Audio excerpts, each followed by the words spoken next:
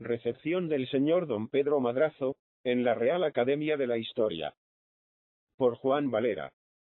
El domingo 13 se verificó este acto solemne, con gran concurso de personas distinguidas por su saber, y de aficionados a las ciencias, y a la literatura.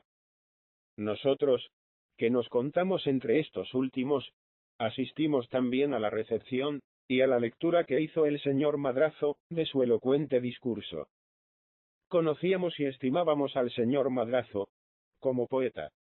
De su grande erudición, habíamos oído hacer mil encomios, y de la novedad de sus ideas, y de la originalidad de su estilo, como prosista, había llegado a nosotros, si no las muestras, la fama.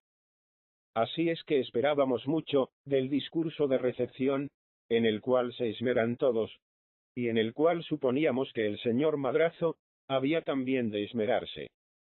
Nuestras esperanzas, en efecto, no salieron vanas.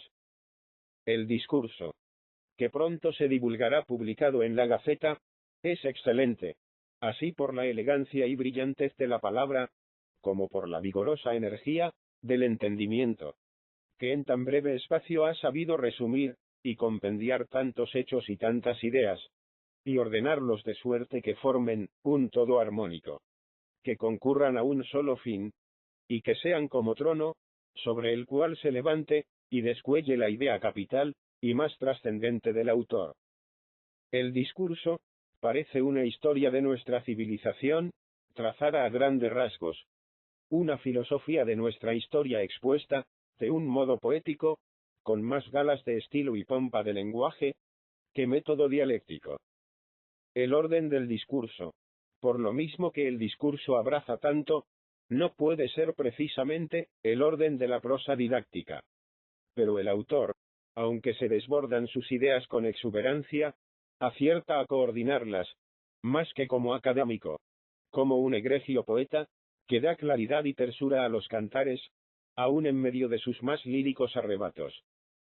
Fue parte también en que nos pareciese tan pronunciado el lirismo del señor Madrazo, su entusiasta manera de leer el discurso, casi con ritmo y entonación de poesía, y con voz sonora y simpática, que le prestaban singularísimo encanto. De todos modos, el discurso del señor Madrazo es una obra notable, y no se ha de extrañar que, siendo tan pocas las que por desgracia se publican en el día, nosotros nos ocupemos, y demos de esta una breve noticia, exponiendo nuestro juicio y diverso parecer sobre un punto muy importante, en que sentimos no estar de acuerdo con el nuevo académico. Este se propone investigar el norte, señalado por la providencia, a la sociedad española, y las leyes peculiares de su desarrollo, y cuenta como los más esenciales y distintivos elementos de nuestro carácter, el celo religioso, la fe monárquica y un profundo sentimiento de independencia y libertad.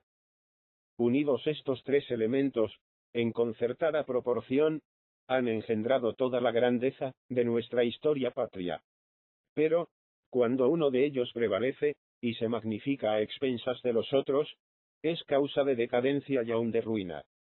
El celo religioso se convierte en superstición y fanatismo, en servilismo la fe monárquica, en espíritu de rebelión y de anarquía, en odio infundado a los extraños, y en rudo afán de aislamiento, el noble sentimiento de libertad y de independencia. Es imposible seguir al señor Madrazo en la rápida, nutrida y concisa enumeración de los grandes hechos de nuestros mayores, donde descubre la inspiración y el impulso poderoso de los tres sentimientos enunciados. El amor a la libertad y a la independencia resplandece en nuestra lucha secular con los romanos y cartagineses, y con los moros, y queda escrito con fuego y sangre en los épicos suicidios de Numancia, Astapa y Sagunto, en la lucha de 7 siglos contra el islamismo, en la gloriosa y tenaz peregrinación de Covadonga a Granada, y, aún recientemente, en la heroica resistencia que España opuso al coloso del siglo. El celo religioso brilla también en todos los actos de esta ilustre nación, desde sus primeros cristianos, que deseosos del martirio y despreciadores de la muerte, jamás se ocultaron en criptas ni catacumbas, hasta los valientes soldados y sufridos misioneros, que con la persuasión y la espada, difundieron por toda la redondez de la tierra, la luz del Evangelio y la civilización de Europa, iluminando con ellas, no sólo las más apartadas y bárbaras regiones del remoto Oriente, sino un inmenso y nuevo mundo, antes desconocido. De la fe monárquica de los españoles, dan por último testimonio toda su historia, su literatura y su poesía, en la cual llega ya la lealtad y la devoción a los reyes, hasta el extremo censurable de no retroceder ante el crimen. El rey manda matar, y el perfecto caballero mata, como si fuera un bravo, o como si el rey pudiera trocar lo malo en bueno, y borrar del decálogo alguno, de los mandamientos divinos. Es menester convenir, en que están admirablemente demostradas, y descritas, en el discurso del señor Madrazo, todas estas calidades de nuestro gran ser como pueblo.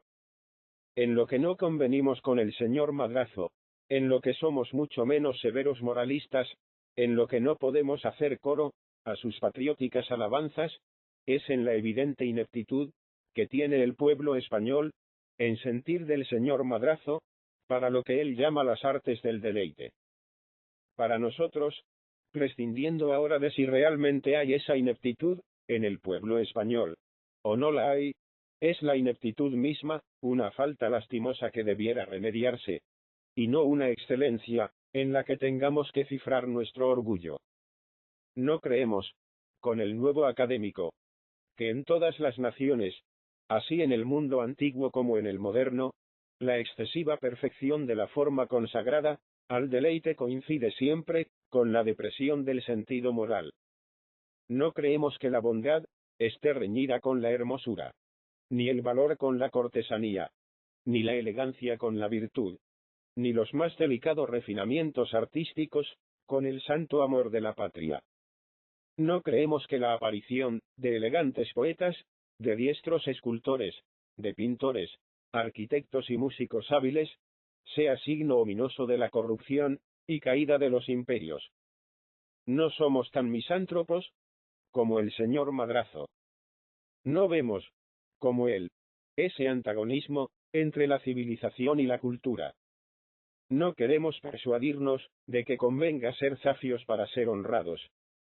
Parece imposible que el señor Madrazo, que es tan culto, tan atildado, tan correcto en cuanto hace, en cuanto escribe y hasta en su misma persona, sea quien sostiene tan singular opinión. Despréndese del estudio de la clásica antigüedad, dice el señor Madrazo, un hecho altamente significativo, y que debe servirnos de escarmiento siempre, que una alucinación peligrosa nos haga deplorar que no hayan producido las dinastías españolas, Augustos y Médicis, ni el arte español Praxíteles y Parrasios, Poggios y Aretinos. En los tiempos en que más levantada aparece la humana dignidad, revista en las creaciones de la inteligencia, si es lícito expresarlo así, una especie de sequedad sobrenatural y sublime, y no se muestra émula risueña y seductora de la naturaleza hasta que los corazones y los entendimientos se prostituyen. Hay en el párrafo que acabamos de transcribir una serie de herejías artísticas, a las cuales, por lo mismo que las predica con toda la magia de la elocuencia, un hombre de talento, aunque inclinado a la paradoja, es muy del caso poner algún correctivo. En primer lugar, es justo que consideremos que aunque la eflorescencia de las artes haya alguna vez coincidido con la inmediata corrupción y caída de un imperio, y con la pérdida o maleamiento de una civilización, no por eso se ha de tener aquel fenómeno histórico por causa, ni por signo siquiera de estos últimos.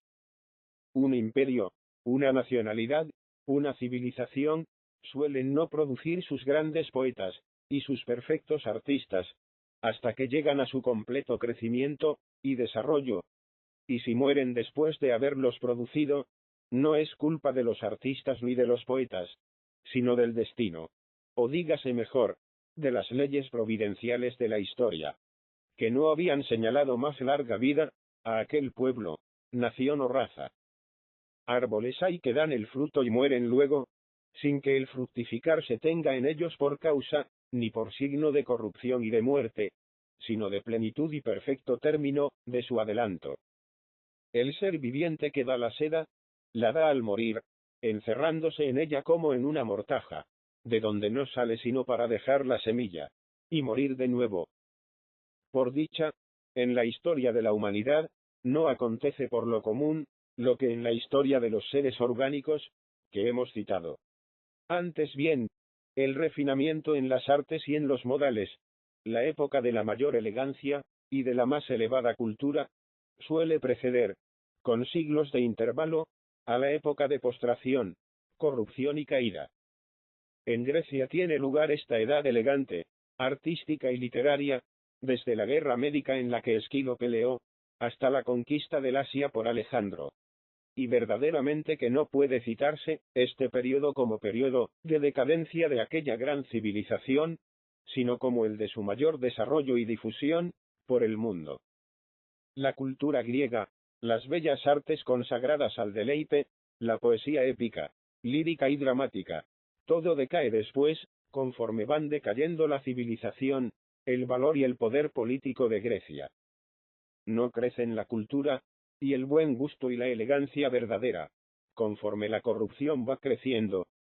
Antes bien, todo desmaya al mismo paso. En Roma las artes y las letras son más bien un remedio que un fruto natural y propio. Pero aún así, las artes y las letras florecen en Roma, si no en los mejores, aunque más rudos tiempos de la República, en una edad lejana, aún de la corrupción y caída. Los primeros poetas trágicos y cómicos son contemporáneos de los Escipiones.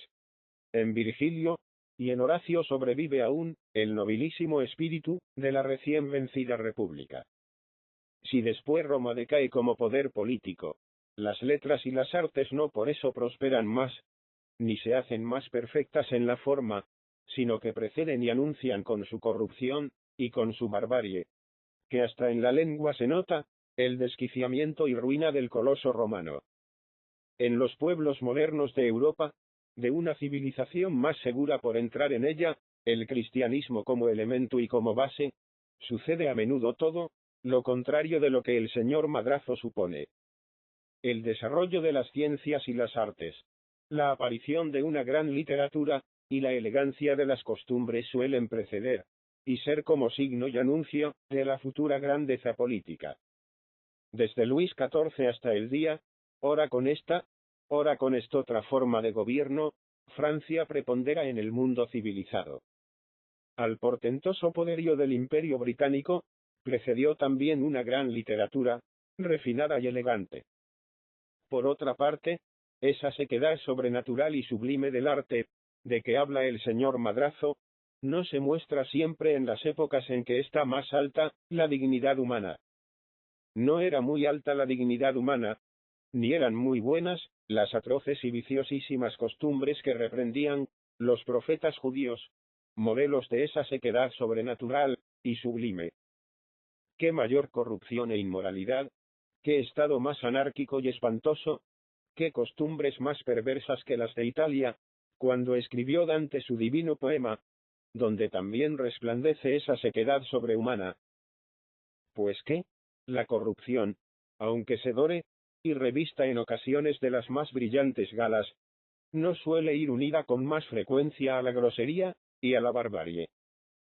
Hasta la propia molicie y el lujo, y lo exquisito, peregrino y alambicado de los deleites, que no parece sino que debieran ser forzosos compañeros de una excesiva cultura, acompañan y afean más las costumbres de los pueblos semibárbaros que las costumbres de los pueblos cultos y artísticos, donde el deleite sensual se olvida y menosprecia por el deleite del alma, y cuando no se olvida, al menos se limpia, se encubre o se hermosea.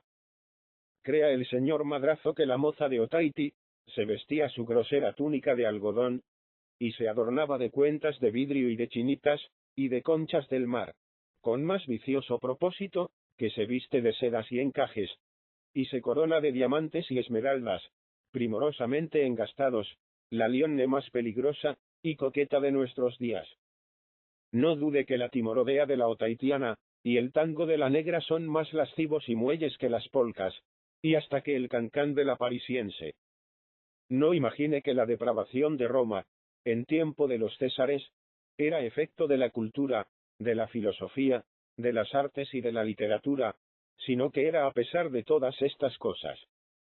Repetimos que el lujo, la molicie, el refinamiento y los caprichos más extraños del hastío voluptuoso se dan, y se han dado más comúnmente entre los bárbaros, y aún entre los salvajes, que entre los pueblos cultos. A ningún rey de la Europa culta, por tirano que haya sido, se le pudo jamás ocurrir lo que al buen rey Asuero se le ocurría, y aún tenía por costumbre y estatuto de su reino, donde no había poetas, ni Praxíteles, ni Parrasios, que sepamos.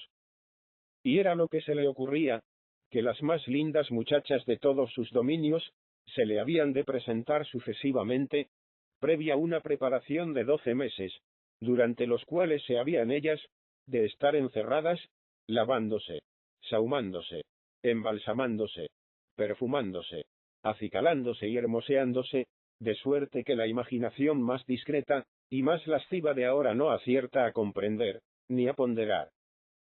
Persuádase el señor Madrazo de que para esta clase de sutilezas voluptuosas y de invenciones lascivas no se ha menester gran cultura, ni gran primor artístico. Antes se ven estas cosas, y se conciertan mejor, con las costumbres bárbaras y groseras.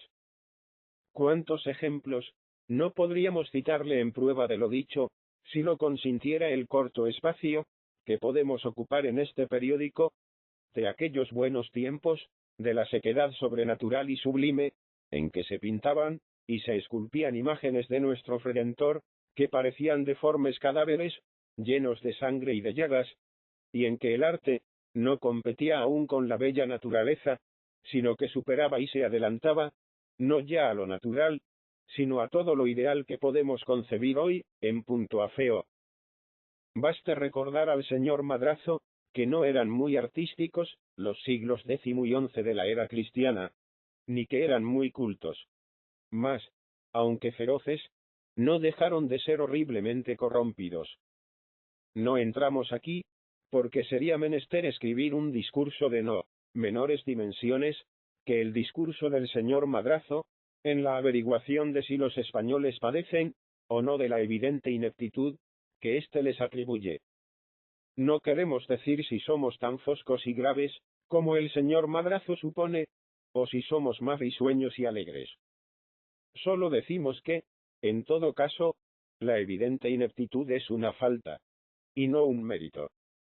Una gitana arrebujada, en una manta vieja excita, peores y más bestiales instintos, en un hombre ordinario, que las 3 Venus de Milo, de Médicis y del Capitolio, en una persona culta.